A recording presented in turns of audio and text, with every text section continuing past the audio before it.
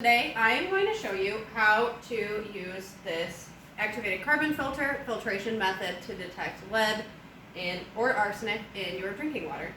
So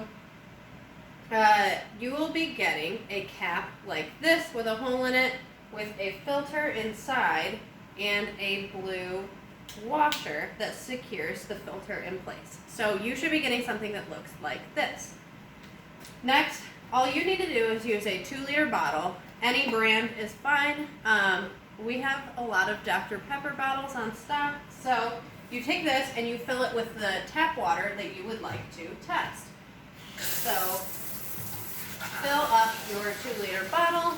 If you would like to do a first draw, collect the water that has been sitting in your tap overnight. And if that doesn't matter to you, you can fill it up at any time of day. Put the cap with the filter on the top, flip the bottle over, and then because it will form a vacuum, you'll have to poke a hole like this with a push pin, and then the water will drain nicely.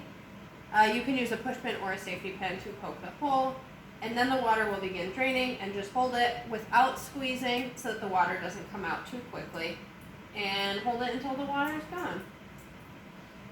You can also just set this down in the drain of your sink. That also works well for holding it up. But otherwise, just hold and wait until your water is fully drained.